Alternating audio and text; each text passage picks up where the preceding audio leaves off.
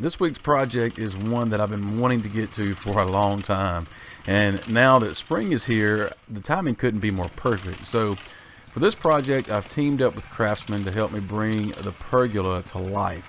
The first thing that I needed to do here was to dig a couple of holes for the 6x6s that will hold up the rest of the structure, and I made sure to dig those holes that they were going to be wide enough and deep enough to support the completed project.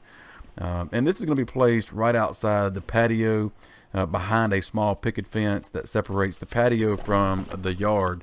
I just didn't want to take up any of the patio space, and that's why I'm placing it here. Also, I just didn't have a good way to secure the post if I were to place it directly on the patio or the concrete slab. So that's the reason why I chose to put it here. Now, after I level the post up and let the concrete cure, I could then start on the cross member and all of the support pieces. So as I mentioned, this project is supported by craftsmen, and I'm also using their new cordless 20-volt tools to build this pergola.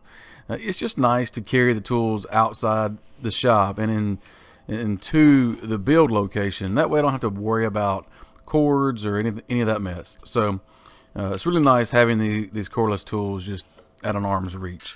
But speaking of the project, between the two main 6x6 posts is going to be a cross member, and from that cross member down to the post are going to be corner braces, and I'll drill through these corner braces with a 3/8 of an inch drill bit, or as in this case, I'm using what I call a bell hanger. It's just a longer drill bit, but it's 3/8 of an inch, and this is going to allow me to insert the bolts that will secure the support pieces to the main post and the cross member itself, and this will secure everything in place.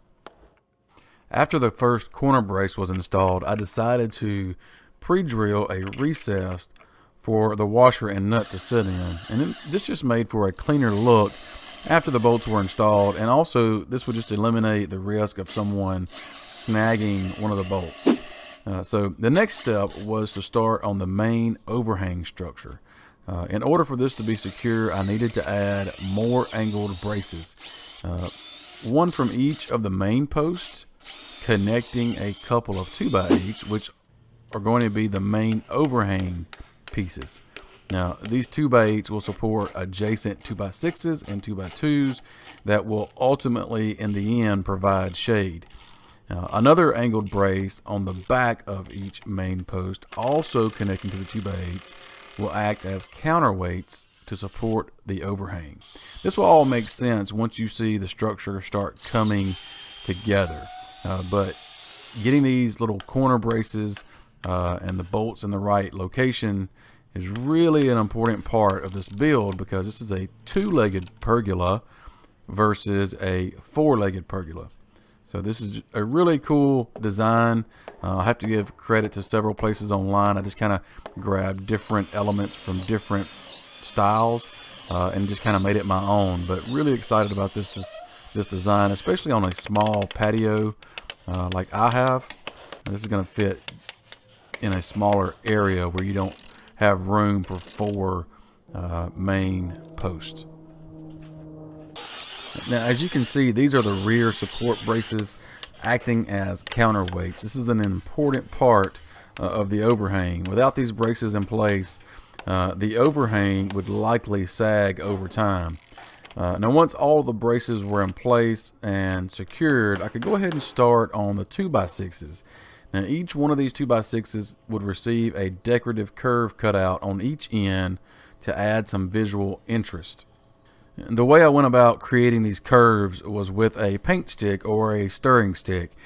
I measured and marked 1-inch increments and drilled a hole at each measurement. And then I secured the stick with a nail at the 0 measurement and used a pencil at any of the other marks, whatever your desired curve should be, to create a consistent curve I could then cut out.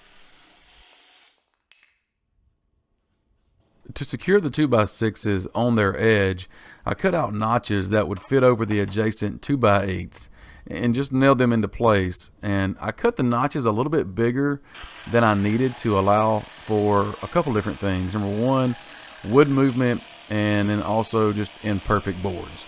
But spacing these evenly across the 2x8s gives the pergola a good dose of symmetry, which I like.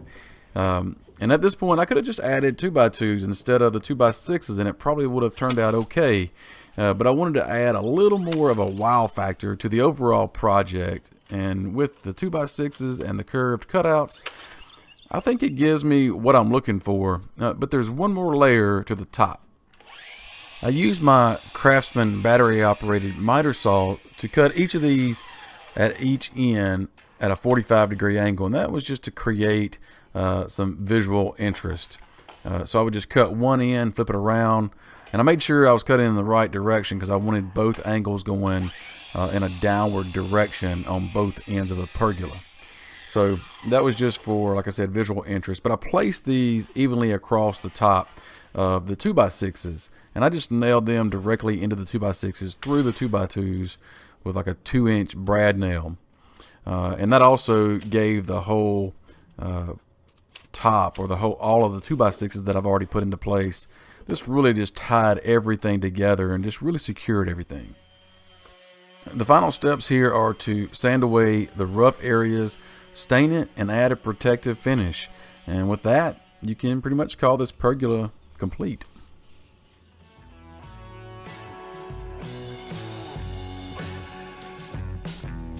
So as you can see, we're finished. I added some outdoor party lights to match the outdoor kitchen area. That's a project that I just finished here recently. So if you missed that project, be sure and check it out. If you're interested in learning how to build this pergola for yourself, I do have plans available. They're listed over on my website. I also have a detailed website article where I go into more details and provide more information on how I did everything. So all those links are down below. Be sure and check them out. This came out better than I expected. And just going through the motions here, kind of give you a little recap of what went into this. You know, it was very doable DIY. I did this by myself. I recommend having someone help you, but you can do this project. This is something that is very rewarding to be able to enjoy outside on your patio. So I encourage all of you to check out the website article, get the plans, and do this project. If you're not a subscriber here, please subscribe to see more videos. Hit that little bell to be notified. I have some pretty cool projects coming out real soon. And as always, thanks for watching.